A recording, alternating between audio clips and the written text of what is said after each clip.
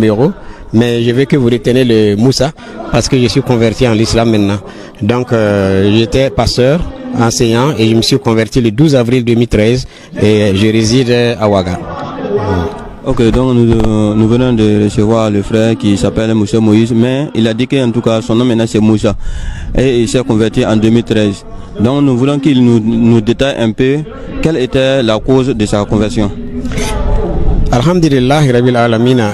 La cause de ma conversion est très simple parce que c'est l'étalage des études de la Bible et du Coran qu'on a retrouvé la lumière et les traces du prophète Mohammed sallallahu alayhi wa sallam dans l'Ancien Testament et dans le Nouveau Testament qui prouvent que le Seigneur Jésus, comme on a dit, et paix et salut soit sur lui, en finissant sa mission sur la terre, il a dit: moi je m'en vais au Père, mais quand je serai allé, je vous enverrai un autre consolateur. Et quand il sera venu, c'est lui qui vous conduira dans toute la vérité, c'est lui qui vous donnera, il vous donnera les points à suivre, et c'est lui qui prendra de tout ce qui est à Dieu, tout ce qu'il aura entendu à Dieu, et il vous le communiquera. Donc c'est ça, ce verset qui m'a beaucoup révolutionné, et je voulais savoir qu'est-ce que ça veut dire ce verset.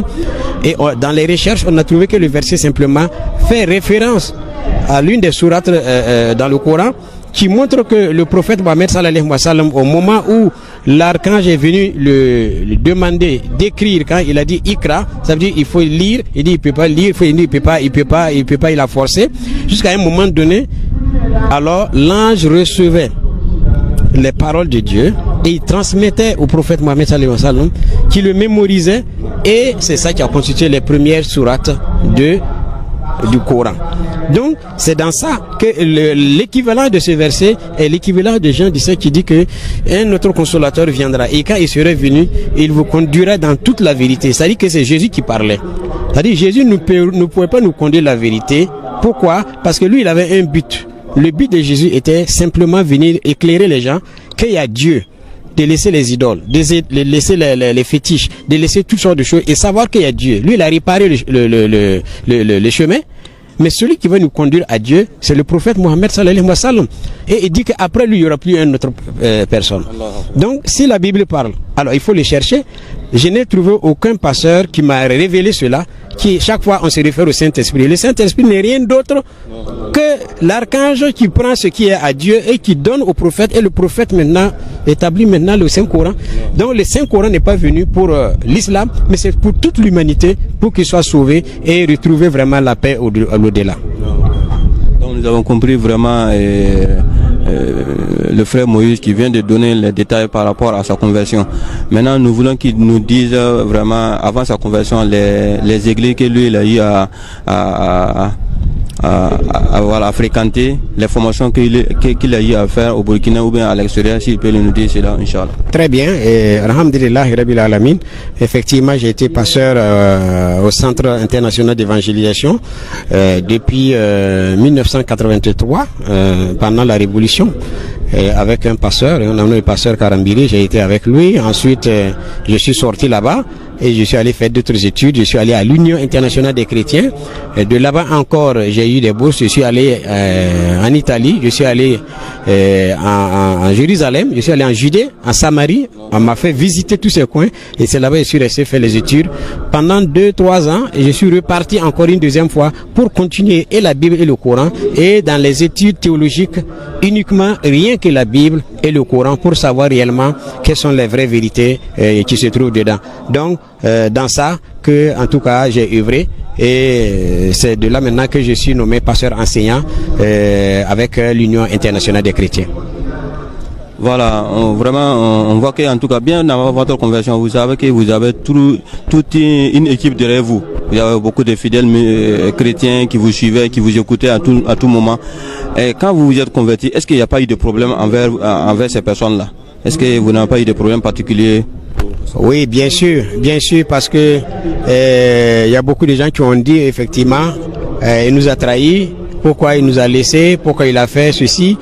Mais moi, en fait, je les ai fait comprendre simplement que je ne suis pas en train de lutter contre les hommes, ni la théorie des hommes, ni leurs choses, mais c'est ce qui est écrit dans la Bible et ce qui est écrit dans le Coran que je suis en train d'exercer.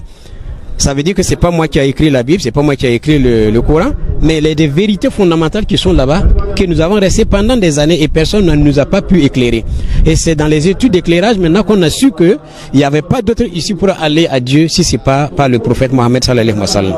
Donc, là-dessus, c'est vrai, il y a eu des divergences, il y a eu des divisions, des amis sont séparés, mais ça c'est pas un problème. Je n'étais pas venu pour amener des amis dans ma vie, ni accaparer de l'argent. S'il y avait de l'argent, j'avais de l'argent. Mais maintenant, je cherche Dieu.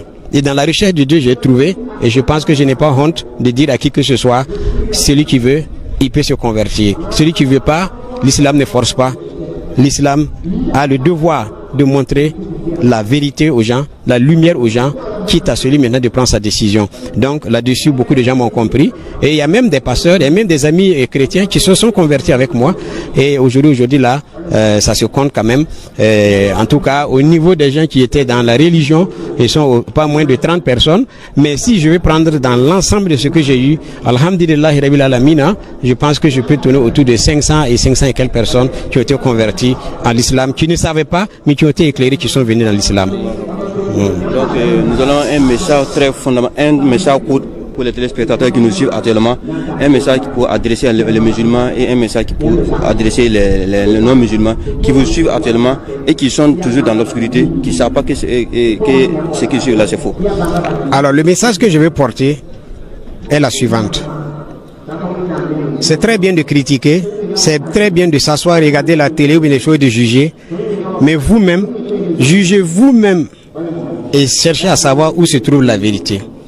Moi, je ne tourne pas autour du pot. Si nous avons un seul Dieu et que nous disons cela, la ilaha illallah, ça veut dire que même les chrétiens savent qu'il y a un seul Dieu. Si ce Dieu qui nous a donné la vie et qui nous a donné tout ce que nous avons aujourd'hui, et en un clin d'œil, il peut décider que tu meurs ou bien que tu vives ou tu disparaisses, et c'est lui qui a le seuil de ta vie. Comment est-ce que vous devez louer ce Dieu? Pour moi, je pense que louer ce Dieu, la meilleure façon, la meilleure pratique qu'il faut faire pour louer ce Dieu et le remercier, c'est dans l'islam. Appliquer tes ablutions, aller prier tes 5 prières, sans aucune femme à côté, sans danser, sans taper des tam-tams, sans faire du n'importe quoi. Parce qu'aujourd'hui, je ne peux pas comprendre que dans les églises, il n'y a que de l'orchestre, où on danse, où les femmes sont nues, où personne ne dit rien. Tout est permis. Mais que dites-vous de ceux qui ont dans les mosquées où ils se sanctifient, ils se purifient dans leur cœur, dans leur corps, et ils viennent, ils se prosternent littéralement pour prier Dieu, pour dire que Dieu existe et Dieu vaut la peine vraiment de l'adorer convenablement. Jugez-vous même voir, est-ce que c'est une affaire de musulmans ou bien c'est une affaire de chrétiens? C'est une affaire de reconnaissance de la divinité de Dieu et lui donner toute la gloire. Je ne parle pas en tant que musulman, je ne parle pas en tant que chrétien, mais je parle de vous-même de juger, voir où se trouve la vérité entre quelqu'un qui danse pour louer Dieu et quelqu'un qui se prosterne à terre dans la sanctification pour reconnaître la grandeur de Dieu. Je pense que j'ai fait le choix et le meilleur choix, c'est l'islam, et c'est l'islam qui va conduire toute l'humanité vers Dieu, vers Annabi Issa et vers Annabi Muhammad sallallahu alayhi wa sallam. Donc c'est mon message, il faut qu'il le sache, c'est une vérité, on m'a pas payé pour ça et je ne parle pas pour regarder les yeux rouges de quelqu'un, c'est la vérité, je sais pourquoi je parle. Je suis dedans, ça fait 26 ans, celui qui veut, il peut critiquer, celui qui veut, il peut l'accepter, mais ce qui est sur le jour du jugement, nous allons se voir. Donc c'est ça qu'il ne faut pas oublier. Salam alaikum wa rahmatullahi wa barakatuh.